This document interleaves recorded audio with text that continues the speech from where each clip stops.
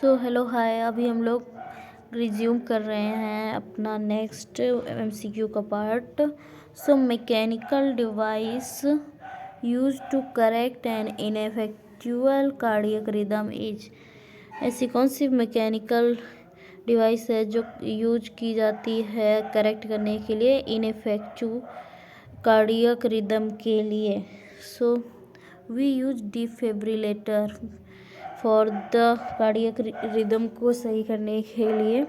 And as we know that mechanical device जो होती है वो डिफिब्रिलेटर होता है एंड 2 पैडल्स अटैच होते हैं इसमें। डिफिब्रिलेटर में पेशेंट चेस्ट में जो अटैच किया जाता है ना, यूज किया जाता है, और उसमें इलेक्ट्रिक करंट इंट्रोड्यूस किया जाता है जिससे डिसरिदमिया को सही करते हैं। ऑटोमेटिक इम्प्लांटेबल कार्डियोवर्टर डिफिब्रिलेटर जो होते हैं डिवाइसेस होती हैं जो कि इम्प्लांटेड होती हैं in the body and deliver करती हैं a small shock to the heart if life threatening dysrhythmia होता है, स्मॉल शॉक देते हैं। And a cardiac monitor is use to display and sometimes record electrocardiographic ECG को करते हैं, रीडिंग्स को रीड करते हैं। And crash cart supply cart with the various medications equipment necessary for the treating a patient who is suffering from myocardial infarction और infection से कर हो रहा है and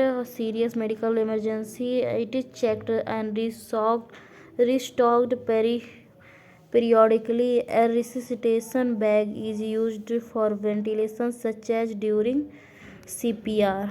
So let's see next question. Using container holding several doses of medication is termed।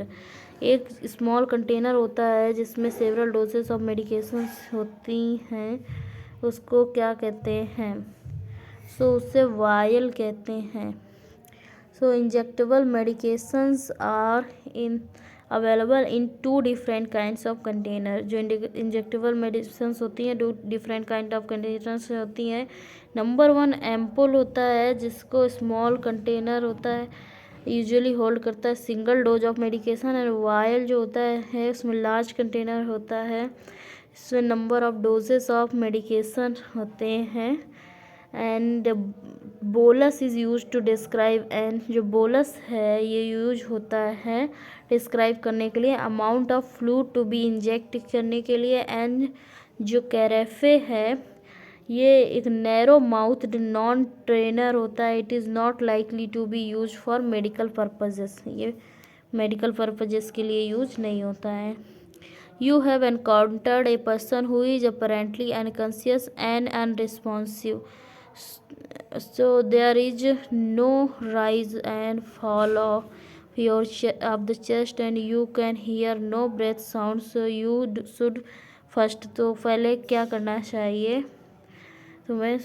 so you have to do being mouth to mouth resuscitation breathing, giving 2 full breaths, और proceed with हेलमिंच manoeuvre, या फिर being with 30 external chest compression and a rate of 100 compression per minute.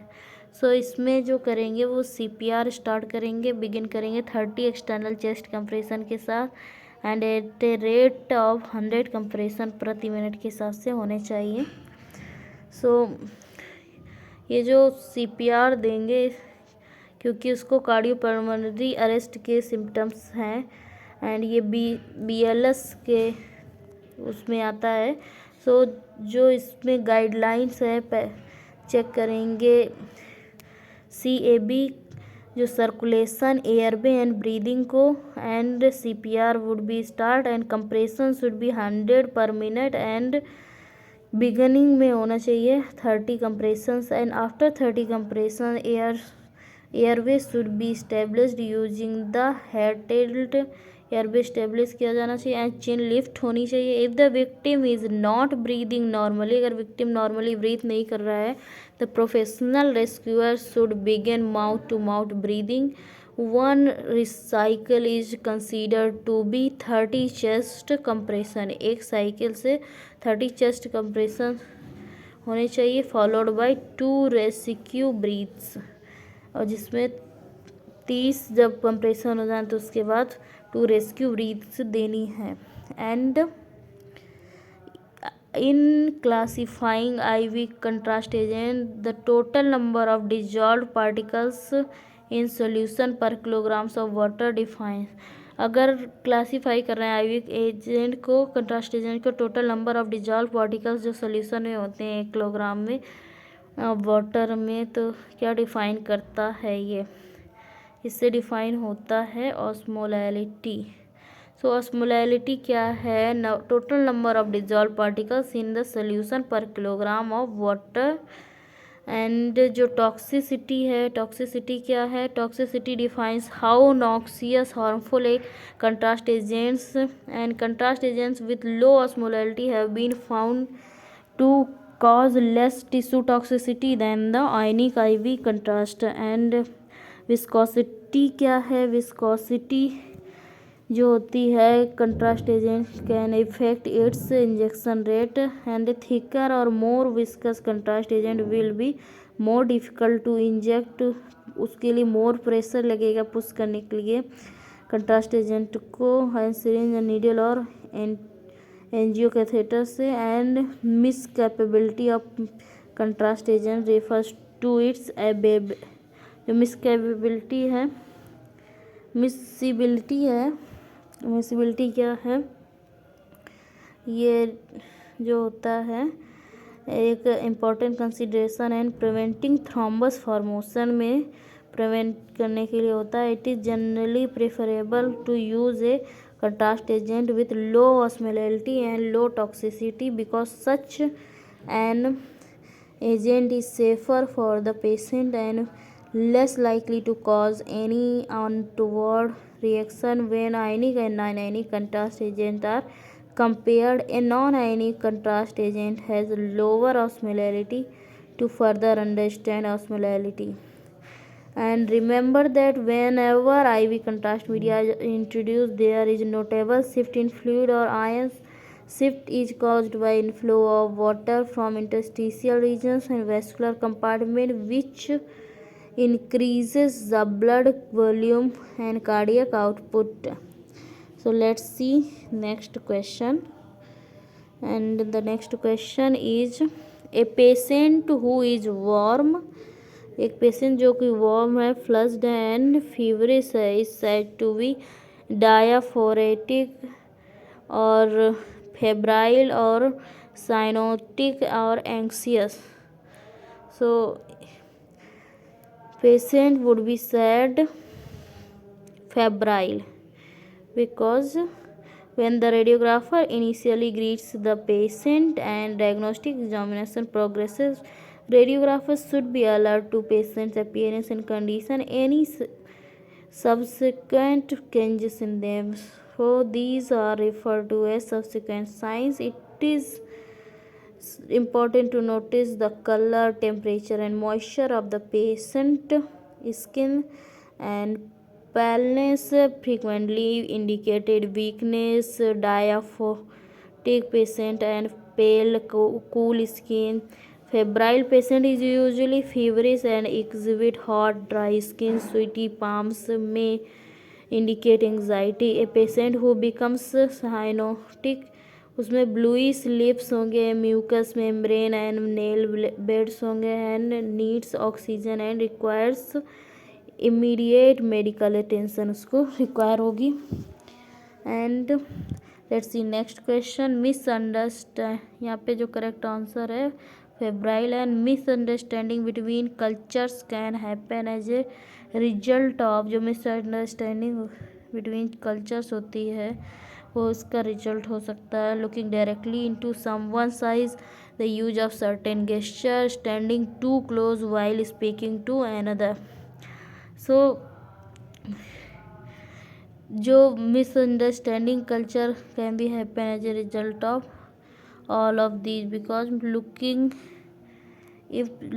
too close, looking directly into someone's eyes, use of certain gesture, standing too close while speaking to other. Then here our correct answer is 1 and 2 and 3. And misunderstanding culture can occur as a result of use of gestures. In the United States and Europe, the thumbs up gesture has a positive implication. However, it considered rude in Australia and with options in the Middle East. And other examples of potentially misunderstood gesture include: if you compliment a Mexican child, you must touch the head. While in Asia, it is not acceptable to touch the head of a child. In the Philippines, it rude to beckon with the index finger. Furthermore, and United States, people are comfortable speaking about 18 in apart, while in Middle East, people stand much closer together when they talk. In England, people and stand further apart. So, legal doctrines raise ipsa loquitur means which of the following? Legal doctrines raise ipsa means thing speaks for itself. जब thing speak for itself होता है तो उसको कहते हैं. And some protein in latex can provide mild to severe allergic reaction. Medical equipments that could contain latex include airways, enema tips, catheters. और जो इसमें मेडिकल किट में क्या क्या होना चाहिए, उसमें कैथेटर भी होना चाहिए, एनिमा टिप्स भी होनी चाहिए एंड एयरवेज भी होने चाहिए. बिकॉज जो लेटेक्स होता है उसमें मेडिकल इक्विपमेंट किट में essentially gloves, tourniquets, blood pressure cuff, stethoscope, IV tubing, oral and nasal airways, enema tip, endotracheal tubes, syringes, electrode pads, catheters, wound drains, injection ports should be there. So let's see next question. Request for imaging service for hospital patients generally includes the following information. कौन कौन सी information include करता है? So patient name and identification number, mode of travel and imaging department, name and referring physician. So here are correct option is option number D 1 and 2 3. Patient name and identification number भी होता है, mode of travel to imaging department भी होता है, and name of referring physician भी होता है. So let's see next question is here. So our next question is: a large volume of medication introduced intravenously over period of time is termed as. अगर एक large volume medication introduce की जाएगी एक intravenous से over a period of time तो इसको क्या कहेंगे? So this would be sign as infusion. Legal document or individual authorized to make an individual's healthcare decisions. Should the individual be unable to make them for himself or herself is the Advanced Healthcare Directive, Living Will, Healthcare Proxy. So this would be Advanced Healthcare Directive, Living Will and Healthcare Policy. So all of these would be correct. And let's see next question.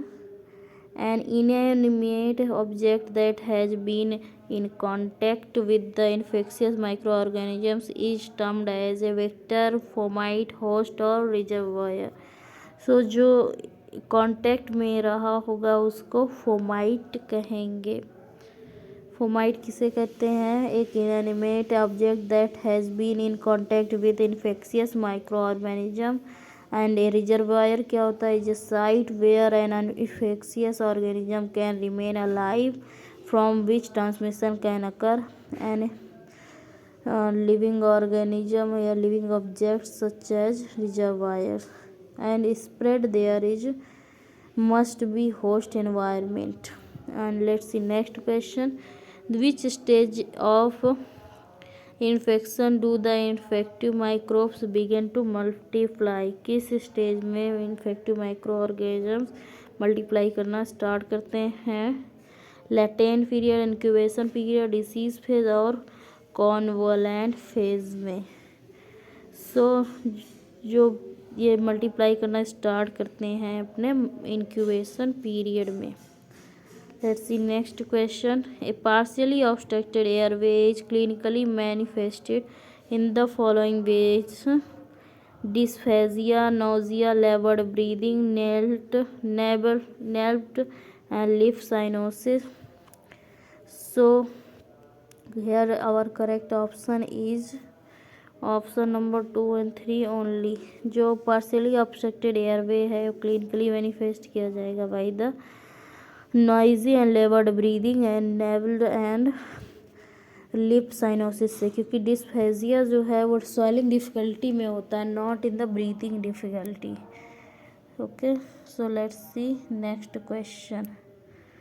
And the next question is: all of the following statement regarding hand hygiene and skin care correct except hand should be cleansed before and after each patient examination, facets should be open and closed, paper towels, hand should be smooth and free from chapping, and any cracks or abrasions should be left uncovered to facilitate healing.